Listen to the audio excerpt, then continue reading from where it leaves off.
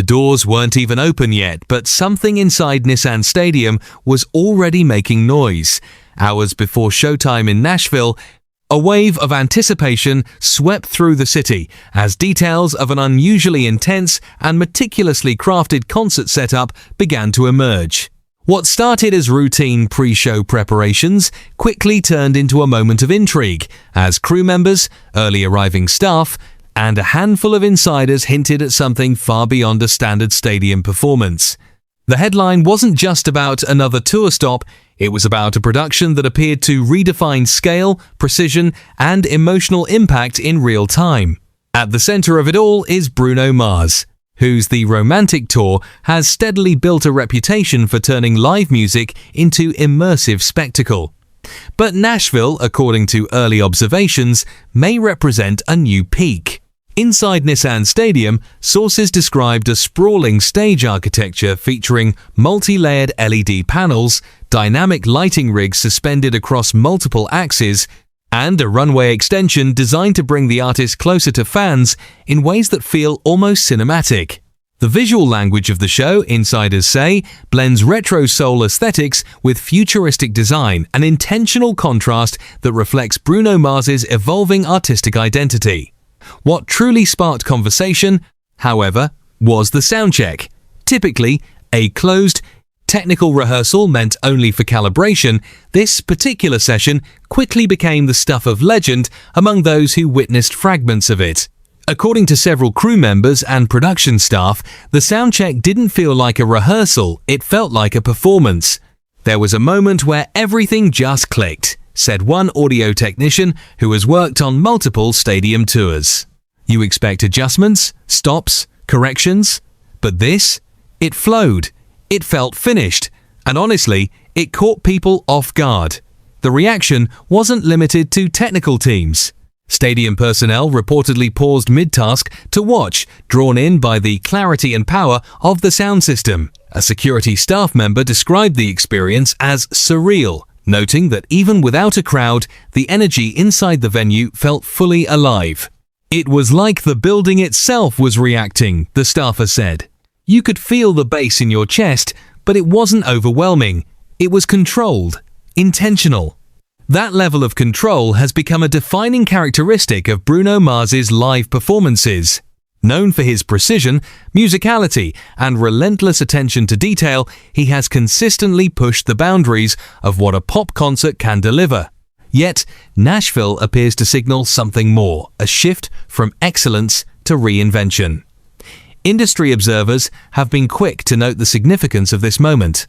In an era where live performances compete not only with each other, but with the infinite scroll of digital content, creating a must-see experience has never been more challenging. Stadium tours, in particular, face the pressure of scale, how to maintain intimacy while filling massive spaces. Early indications suggest that Bruno Mars may have found an answer. Artists at this level aren't just performing songs anymore, said a veteran music producer who requested anonymity due to ongoing collaborations. In the industry, they're building worlds. And from what we're hearing about Nashville, this is a world people are going to want to step into. The economic and cultural impact of such productions cannot be understated. Large-scale tours like the Romantic Tour contribute significantly to local economies, drawing tens of thousands of fans, boosting hospitality sectors, and reinforcing a city's position as a cultural hub. Nashville, already synonymous with music history, gains a new chapter through events like this, where legacy meets innovation on a massive stage. But beyond numbers and logistics lies something more intangible: influence. Bruno Mars has long occupied a unique space in American pop culture. His ability to bridge genres funk, R&B, pop, soul while maintaining mainstream appeal has made him both a commercial powerhouse and a respected musician's musician. Younger artists often cite his live performances as benchmarks, not just for vocal ability, but for stage presence and audience connection. What's unfolding in Nashville may extend that influence even further, a music critic from a major US publication described the early reports as a reminder of what live performance can still achieve. In a media landscape saturated with quick clips and viral moments, the idea of a fully realized, meticulously crafted concert experience carries a different kind of weight. It's not just about going viral, the critic noted. It's about creating something that people talk about days, weeks, even months later. That kind of longevity is increasingly rare and increasingly valuable. As the hours ticked closer to showtime, activity around Nissan Stadium intensified. Trucks moved in coordinated patterns. Crew members navigated complex setups with practiced efficiency. Merchandise stands began to take shape, hinting at exclusive items tied to this specific tour stop. Outside the venue, early fans gathered, some hoping to catch a glimpse of the preparations, others simply wanting to be part of the atmosphere. Social media, meanwhile, began to amplify the buzz. Short clips, blurred images, and second-hand accounts spread rapidly, each adding a layer of mystery. While official footage remained tightly controlled, the lack of full visibility only fueled curiosity. In the language of modern entertainment, this was organic hype, unfiltered, unpredictable, and powerful. Yet, amid all the spectacle, what stands out most is the consistency of the narrative. Precision, emotion, and surprise. Those three elements have defined Bruno Mars's career, and they appear to be converging once again in Nashville. The insane setup referenced in early descriptions isn't just about size or technology, it's about intention. Every light cue, every sound adjustment, every movement on stage seems designed to serve a larger story, and that story, at its core, is about connection. One crew member put it simply, "You can have all the screens and effects in the world, but if people don't feel something, it doesn't matter. This feels different. It feels like people are going to feel it." As night falls and the stadium prepares to open its gates, the question shifts from what is happening inside to what will happen when everyone sees it. Expectations are high, but if early signs are any indication, they may not just be met, they may be exceeded. For Bruno Mars, this moment represents more than another successful tour stop. It's a statement.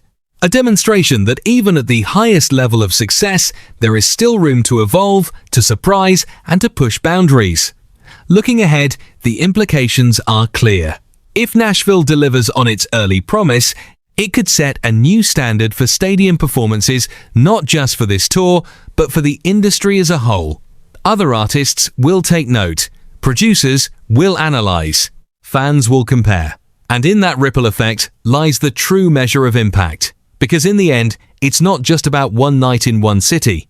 It's about how moments like this reshape expectations, redefine possibilities, and remind audiences why live music still matters.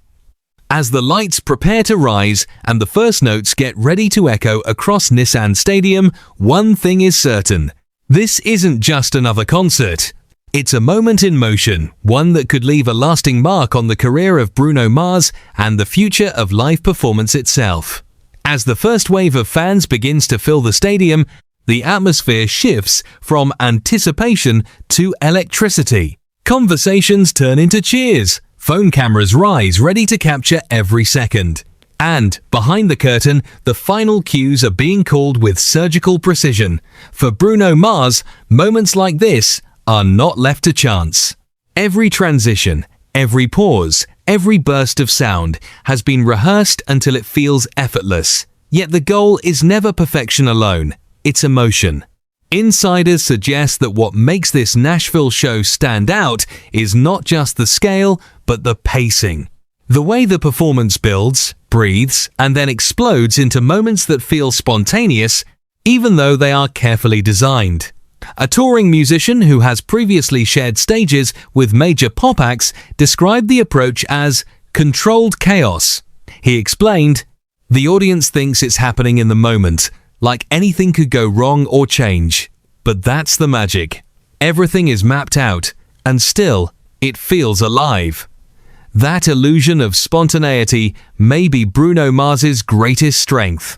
It transforms a massive stadium into something intimate, almost personal. Fans don't just watch, they participate, react, and become part of the narrative unfolding in real time. As Showtime hits and the lights finally drop, one question lingers in the air. Not whether the performance will succeed, but just how far it will go in redefining what a live concert can truly be.